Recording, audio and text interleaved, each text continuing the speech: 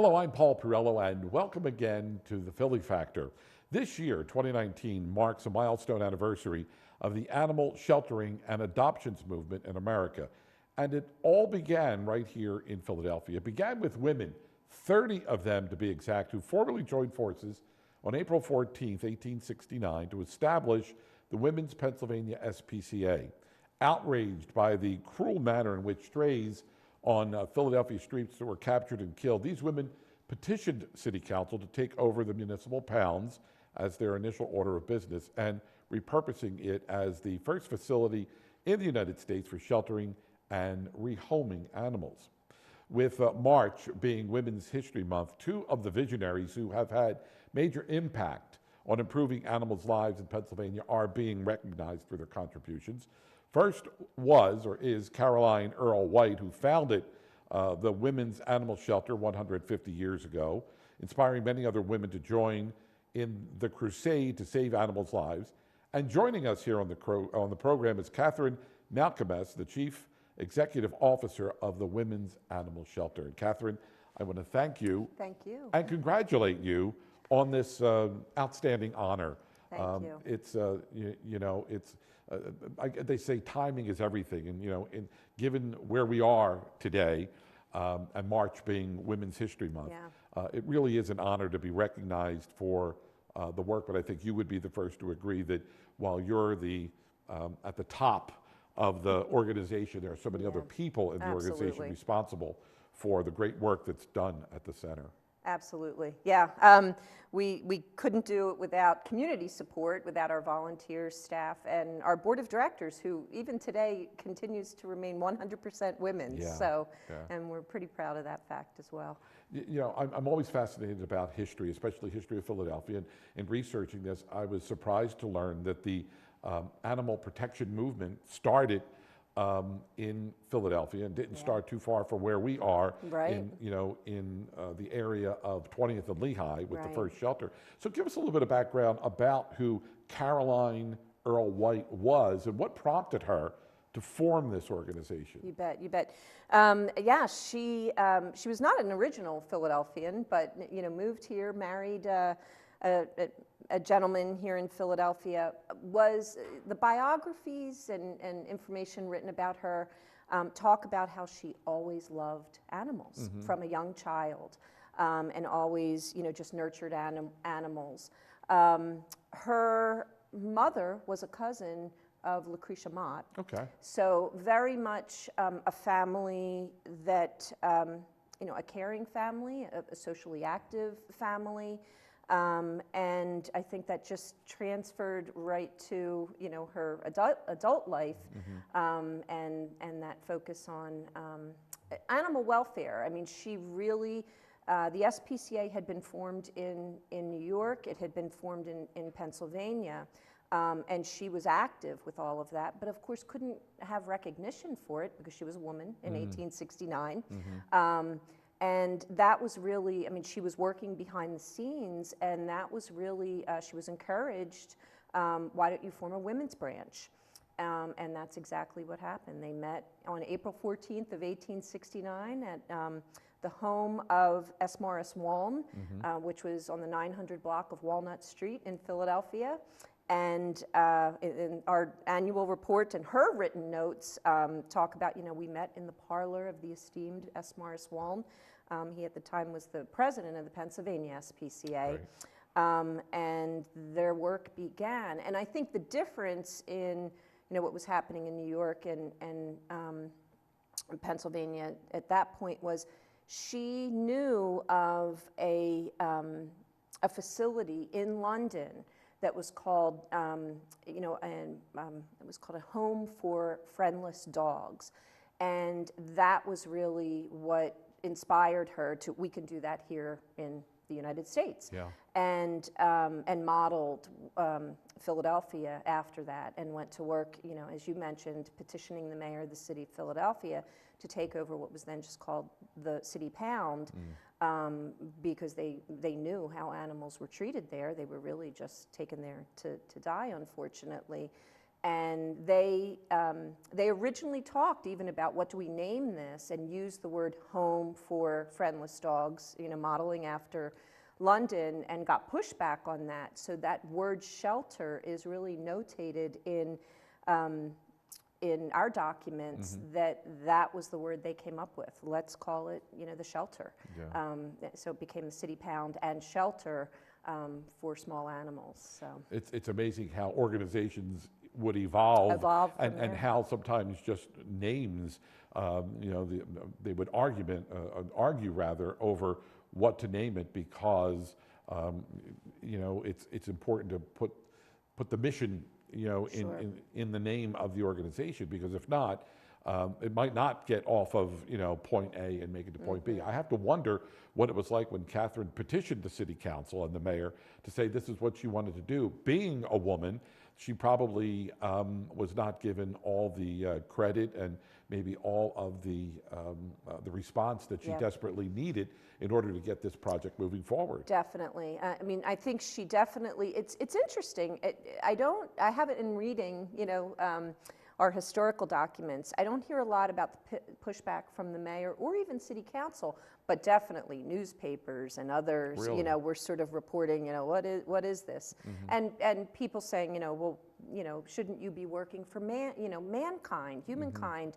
And her response, well, we are, because we're trying to change, the behavior of mankind. But she did receive that support from the mayor of the city of Philadelphia in that first year, 1869, and also city council. City council actually gave them property on Lamb Tavern Road to improve the facilities for the shelter. And also then city council designated some monies as well for them to be able to improve that facility. And they knew that just providing food, proper water, proper shelter, and an area for them to move about freely was really their priority. And then another thing is that medical doctors would come to the pound for animals for medical experiments. And Carolyn Earl-White, she put a stop to that as well. And Carolyn is also the founder of the anti-vivisection movement in our country as well. And that was really where it stemmed, because of how, they looked at it as this is cruel treatment of animals. Yeah. Well, how significant or how prevalent was the problem of stray dogs and cats at this time? So much so that it took someone like her and her staff of women to take it to the next level and say, we need to do something about this problem. It's not necessarily the problem of the strays, the dogs and the cats, but to educate and inform the public. Absolutely. In general. Yeah, absolutely. Animals would just be turned loose in the streets. They were really viewed for working purposes. And horses, they also focused in that first year of the treatment of horses, load-carrying horses, whether it was rail cars or load-carrying horses in and about the city of Philadelphia. So they knew that people just weren't thinking that animals could be treated humanely and ultimately, live among us in a better way. So that was really her focus. And they did horse watering stations. I mean, I know, we've got some great images of them on, street corners, first carrying buckets, and just holding buckets out. So that it really spread from small animals to, it was across the board, really. It's funny because you talk about those horse troughs, because down where I live, there, it may still be there, down in the area of Broad and Oregon, down in South Philadelphia. And as a kid, never knew what this thing was, but it's there. It's on sort of like a little triangle where it's like a 5-point intersection. And I remember asking my parents, what it was, and they said, well, that's like a watering place for for the horses. And there are still still some of them, they're not used, I suspect, anymore, and maybe all they do is collect rainwater. But there's still some remnants of that throughout the city of Philadelphia. There sure is, and the one you mentioned was in fact installed by the women's, the women's SPCA, Women's Animal Center today. Third and Bainbridge, and I think some of them are monuments. Almost, there's a fountain at Third and Bainbridge. This has a very monument-looking structure. Some were just on the side of the roadway as horse troughs, and also small animal troughs as well. Some of them have, a level for the horses, and then a smaller section for small animals like dogs. So yeah, they really installed those from the beginning up until about 1927. Okay. And I think my number's correct, about 35 were installed, and today there's really just a few in existence. And were they? Would people just bring water there, or was it a municipal function to fill the water troughs? I think so. Yeah. Municipal function, and we had the Women's Animal Center. We had an electric horse watering truck. Okay. So that was another, function that we did, was go around to the different locations with this watering truck to fill those troughs and fountains. So now let's flash forward to 2019. Has the mission of the center then changed? Because I guess any organization, in order to thrive and survive, has to change with the times. Sure. Okay, you're not filling water troughs today, right. But hopefully, the mission of educating and informing the public at large about, dogs and cats and all types of animals. Sure. So in that regard, maybe the mission has grown by leaps and bounds. But how has the mission changed over the years? Sure. Well, I think, I guess my mind goes to talking about a couple of the firsts that our organization had. We did have the first humane education program for children. Again, working through the school district of Philadelphia, they distributed booklets to children and really had the thought process that we can change this by teaching young children, and how to be kind to animals, but they also utilized the children. They called them the Band of Mercy, and they utilized the kids to, if they saw an animal being treated cruelly, to report it. So they sort of had this whole children's network of reporting animal cruelty, but then also teaching them how to be kind. Flash forward to today, in our shelter, we have a story tales program where kids come in and read to the animals. They'll cozy up in our community cat room and read to the animals, which it's a win-win. Of course, the children are learning, that kindness to animals. There's reading involved, and the socialization and enriching the life of the dogs and cats when they're in the shelter. Just enrichment there. I think another first that we had was there's the education program. The other first we had was offering the first free dispensary or veterinary hospital and providing veterinary care for animals in the city of Philadelphia. It was on Chadwick Street. Again, flash forward to today, we have a full-service veterinary hospital at our location in Ben Salem, and the mission there is really to provide affordable veterinary care. If we can, we of course are providing the veterinary care for the shelter animals and animals that come into the shelter, but we also provide the veterinary care for families in our community who are pet owners who, may, whether they need spay, neuter, regular veterinary and preventative care, flea tick prevention, vaccines, or if they have a more serious illness, we're there. So we see families with their pets for sick visits as well. So our mission is still affordable veterinary care. We care about the health of our community's pets, but more importantly, we don't want finances to be a barrier to someone seeking treatment for their pet.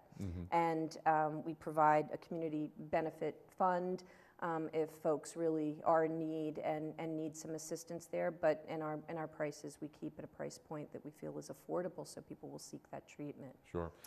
When does the center then move out of Philadelphia to your facility in Ben Salem? Yeah, we were, the first shelter I mentioned was on Lamb Tavern Road in North Philadelphia. And then we moved, for many years, we were at a location at 31st and Clearfield in Philadelphia as well.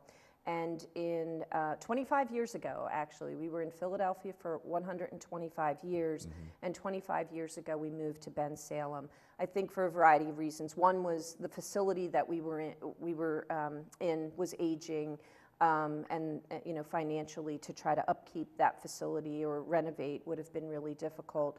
But we also knew we wanted to expand our services to a community that could utilize them. So hence we ended up in Salem and have our facility there, serving the region. Many folks from Northeast Philadelphia, Bucks County, of course, come over the bridge from New Jersey, and Montgomery County. So we really do have clients from across the region. The work of the organization is so vital in the community, specifically as well as generally. And you know, today it's so important to get the message out, and perhaps starting with our children and letting them know how important pets could be, but you know, also that you know, to treat these creatures, these animals, with respect. And boy, you know, when they say when you adopt a cat or even a dog, you really are adopting, you have a friend for life. Yeah. And it's so important to instill that in children at a young age, because that's something that they will carry. And that goes right back to the, you know, the mission of the organization back when Katherine was in charge 150 years ago. I mentioned the Story Tales program, but we also have, we have a great multi-purpose space where we have school groups that come in, tour the shelter. We hold birthday parties, just any opportunity to bring youth groups, school groups, scouting groups in to interact with the animals, learn more, you know, about, and even, you know, special things for kids in regards to how to approach a dog, you know, from a safety standpoint. So we're doing, you know, that as part of our curriculum as well. One of the coolest things that I think happens, though, is when we see children who, when they have a birthday, they're having a birthday party and asking people, don't bring a gift, bring a donation for the animal shelter. And, you know, and then on Monday morning, you know, they'll come in with, you know, dollies full of donations for the animals. And that is so cool, I think, and that's a huge part, I think, of Carolyn Earl White's legacy, is that she, you know, kids are actively giving back, you know, to these animals in need. You may have mentioned this earlier in the program, but you know, oftentimes when people think of a shelter, it's where abandoned animals, animals that are no longer wanted for whatever reason, are brought there. But is the shelter also a place, an adoption center, where people could come if they're looking for that forever friend? Absolutely, absolutely. Yeah, I do think the concept of animal shelters over time has evolved, has changed. You know, to present day, there of course is no-kill movement. Women's Animal Center is a no-kill shelter.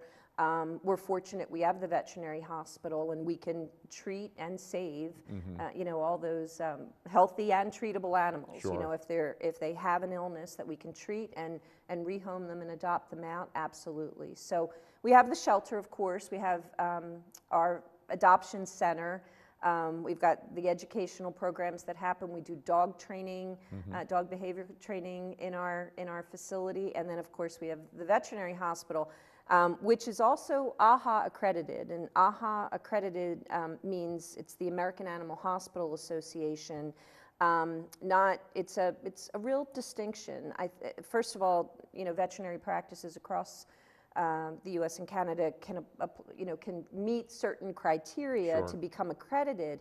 There are very few, less than 5% of animal shelters that have a veterinary hospital who have that distinction as an AHA accredited veterinary practice. And we sought that several years ago because we really wanted to let our community know that the standard of care is important to us as well, and so important that we sought that accreditation from AHA, from the American Animal Hospital Association. It's amazing today that you know, there is this movement and push that's been underway for many years now in terms of you know, the no-kill shelters, because sadly for so many years that was not the case. And it goes back to the early work of the pioneers at the center, Katherine and the other 30 women. And it's remarkable today that organizations like yours and others throughout the region are at the forefront of this. And it says a lot about the passion, the determination of your organization and many others to ensure that that continues to be the way. Absolutely, and it's a variety of things, of course. It's communication and educating the public around spaying and neutering your pet. You know, reducing that population is where it starts.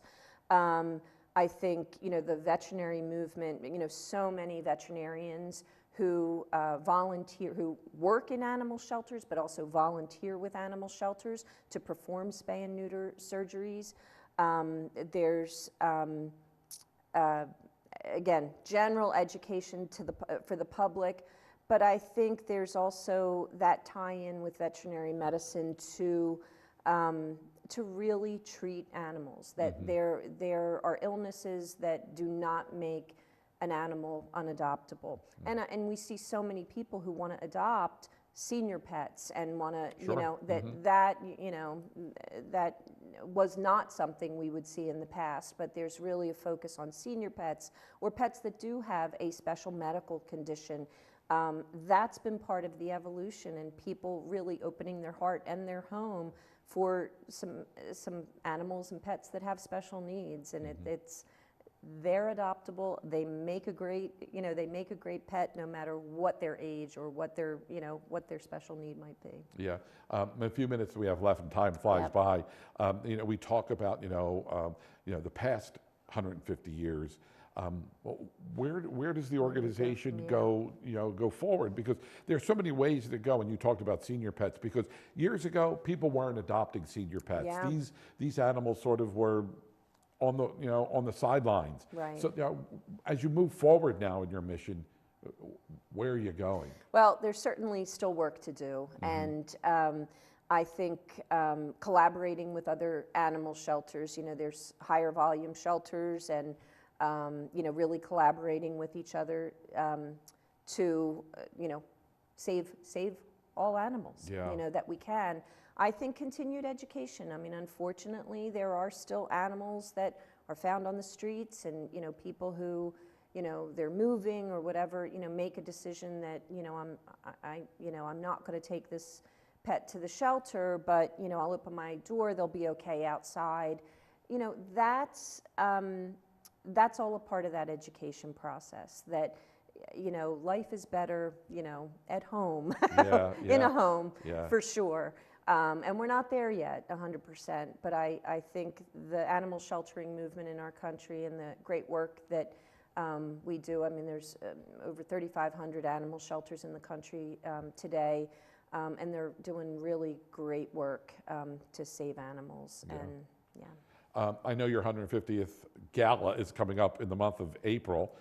So you could just touch on some of the events that you're going to mark. You bet. You bet. So April 14th, the weekend, April 14th is the actual anniversary. So April 13th, the weekend of April 13th and 14th, what we're instituting is the Animal Shelter National Day of Service.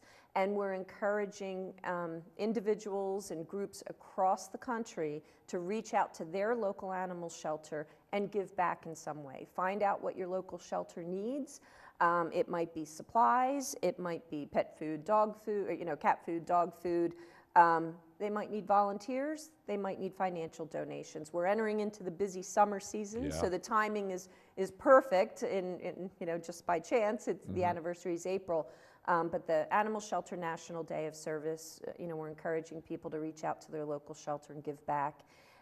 We have our party in June, celebration with the Phillies as well. We'll have a nice night down at Citizens Bank Park on April 30th.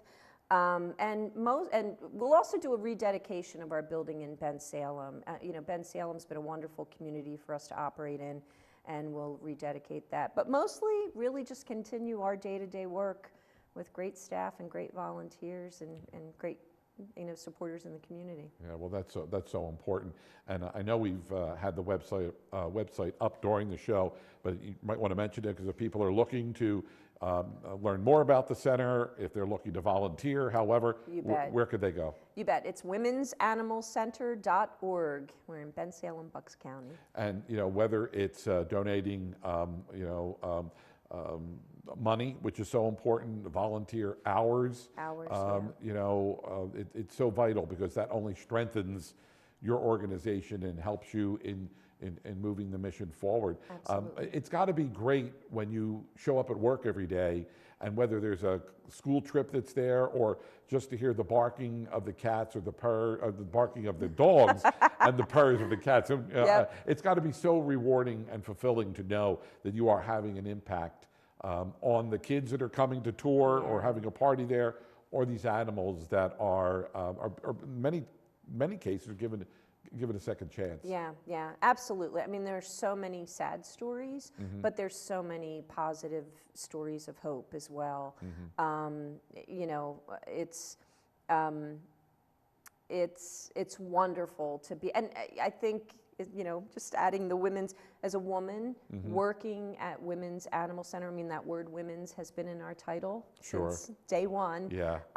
And being a woman and sort of continuing that legacy of these women who founded animal sheltering in our country, it's incredibly rewarding. Yeah. Well, I want to thank you for your time. Thank you. And continued success. Congratulations again on the honor. And all the best to you and your organization. Thank you so much for inviting us. Thank you. Until the next time, ladies and gentlemen, thank you so much for tuning in and watching The Philly Factor. We'll catch you the next time right here on The Philly Factor.